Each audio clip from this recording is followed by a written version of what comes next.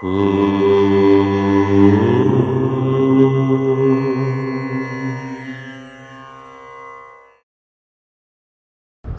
గణేశ శారదా దత్తాత్రేయ సద్గురు పరబ్రహ్మణే నమః.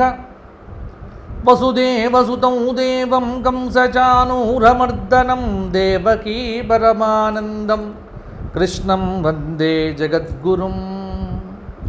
స్వధర్మ ప్రేక్షకులకు మాస ఫలితాల్లో భాగంగా జూలై నెల అనగా నిజజ్యేష్ఠ మాసం కొన్ని రోజులు,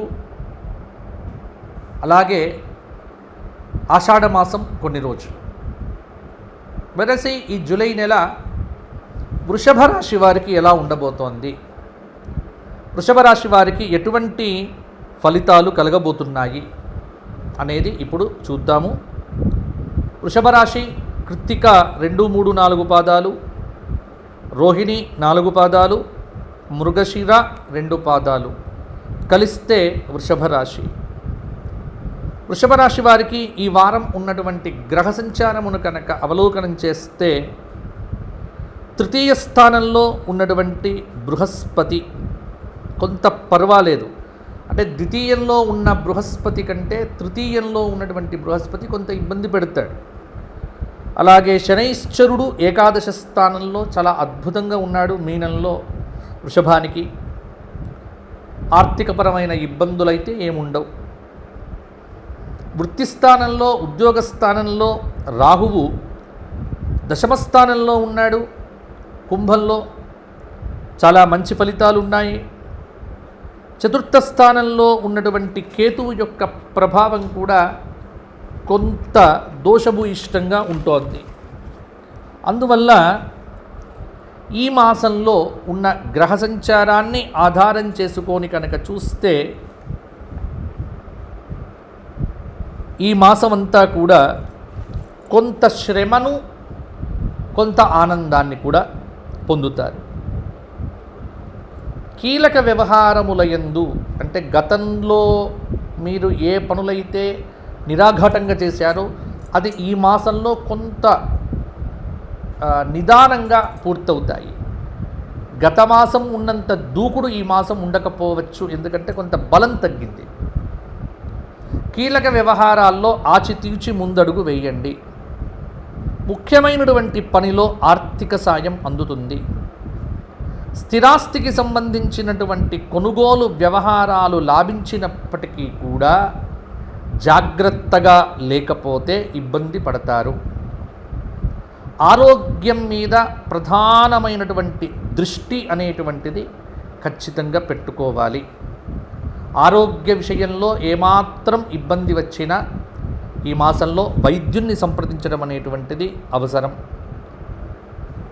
జూలై నెల 2, 3, 4 వారాల్లో ఆధ్యాత్మిక కార్యక్రమముల యందు కూడా పాల్గొంటారు. ప్రధానంగా రవి ద్వితీయ స్థానంలో సంచారం కాబట్టి డబ్బు ఆన్లైన్లో పోగొట్టుకునే అవకాశం ఉంది. డబ్బుల విషయంలో చాలా జాగ్రత్తగా ఉండండి వృషభ రాశి వారు. కుటుంబంలో ఎవరి మీద కూడా అసహనం ప్రదర్శించకండి. అనవసరమైనటువంటి కలహ సూచనలు అప్పుడప్పుడు కనిపిస్తూ ఉన్నాయి. భాగస్వామ్య వ్యాపారాలు ఏవైతే ఉన్నాయో ఆ భాగస్వామ్య వ్యాపారాల మధ్య కీలకమైనటువంటి విషయములు చర్చకు వస్తాయి. నిర్మాణ పథకాలు బాగా సాగుతాయి. కొంత లావాదేవీల యందు మెలకువ చాలా వరకు అవసరం.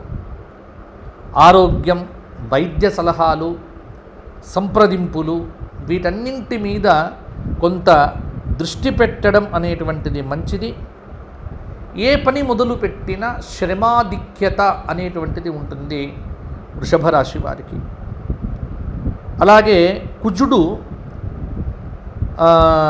కాస్త ద్వాదశ స్థాన ప్రభావాన్ని ముగించుకొని జన్మరాశికి చేరటం చేత కొంత ఆవేశం పెరుగుతుంది. అందుకే ఆవేశాన్ని అదుపులో ఉంచుకోండి ఈ మాసమంతా వృషభ రాశి వారు. బుధుడు ద్వితీయము నుండి తృతీయ దశకు, ఎందుకంటే బుధుడు మిథునం నుంచి కర్కాటకానికి వస్తాడు కాబట్టి ఆ, కొంత ఉద్యోగపరంగా ప్రమోషన్లు కానీ ఇంక్రిమెంట్లు కానీ దూర ప్రాంత బదిలీలు కానీ ఏవైనా జరిగే ఆస్కారం కూడా ఉంది. శుక్రుడి యొక్క ప్రభావం అయితే కొంత అనుకూలంగా ఉంది. వృషభ రాశి వారికి మంచి గౌరవం, వస్త్ర కానుకలు, ఆభరణాలు కొనడం కానీ, గృహంలో ఉన్నటువంటి సుఖం పెరగడం కానీ ఇవన్నీ కూడా కొంత చేస్తాడు. అలాగే అత్యుత్తమమైనటువంటి ఫలితములను కొంతమేరకు మీరు పొందడం జరుగుతుంది. వ్యాపార విషయంలోనే కొంత జాగ్రత్తగా ఉండడం అనేటువంటిది కూడా మంచిది.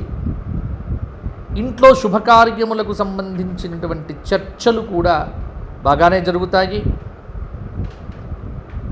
అవసరానికి తగిన ఆదాయం అనేటువంటిది కొంత తగ్గిపోతుంది కాబట్టి ఆదాయ విషయంలోనే కొంత వృషభ రాశి వారు జాగ్రత్తగా ఉంటే సరిపోతుంది. అలాగే కొంత గురువు యొక్క అనుగ్రహం పొందటానికి వృషభ రాశి వారు ప్రతిరోజు దత్తాత్రేయ సహస్రనామ స్తోత్ర పారాయణం చేయండి. వీలైతే ఈ నెల రోజుల్లో గానగాపుర క్షేత్ర దర్శనంకు వెళ్ళిరండి. అది మీకు చాలా యోగాన్ని ఇస్తుంది. 4 శనివారములు 4 బుధవారములు విష్ణు సహస్రనామ పారాయణం చేస్తూ వెంకటేశ్వర స్వామి వారి దర్శనం చేసుకోండి. దానివల్ల కొంత చికాకులు తగ్గిపోతాయి. కొంత అనుకూలమైనటువంటి ఫలితాలు మీకైతే సంప్రాప్తిస్తాయి. అలాగే ఎవరైనా ఏదైనా గోక్షేత్రానికి వెళ్ళి గోవులకు పుష్కలమైనటువంటి గ్రాస సమర్పణం చేయండి. అది కూడా మీకు మంచి మేలును ఇస్తుంది అని చెప్పవచ్చు. అలాగే రామనామం రాయటం వల్ల మరిన్ని మంచి ఫలితాలు కలుగుతాయి. వృషభ రాశి వారు వ్యక్తిగత జాతకంలో నడుస్తున్న దశ అంతర్దశలు మీరు తెలుసుకోవాలి అంటే, మీ వ్యక్తిగత జాతకానికి సంబంధించిన ఏవైనా ప్రశ్నలు కావాలి అంటే తప్పకుండా అపాయింట్మెంట్ ద్వారా నేను మీతో మాట్లాడుతాను. తప్పకుండా మీరు మాట్లాడవచ్చు. అపాయింట్మెంట్ తీసుకునేటువంటి వ్యక్తులు సోమవారం నుంచి శనివారం దాకా ఉదయం 8 నుంచి రాత్రి 7 గంటల వరకు కింద కనిపిస్తున్న నెంబర్కు కాల్స్ చేసి నాతో మాట్లాడండి. నేను మీకు జాతకానికి సంబంధించినటువంటి విశేషాలు చెప్పే ప్రయత్నం చేస్తాను. అపాయింట్మెంట్ ద్వారా వచ్చే ద్రవ్యము మా గోక్షేత్రానికి వాడటం జరుగుతుంది కాబట్టి ఉచితంగా చెప్పడం అనేటువంటిది కుదరదు. ఇది గమనించండి. అలాగే మీ అందరూ బాగుండాలి. మీ అందరికీ ధర్మపురి లక్ష్మీ నరసింహస్వామి అనుగ్రహం పరిపూర్ణంగా కలగాలి అని కోరుకుంటూ వచ్చే మాసం మరలా కలుసుకుందాము. అంతవరకు సెలవు. జై శ్రీరామ్, జై శ్రీరామ్.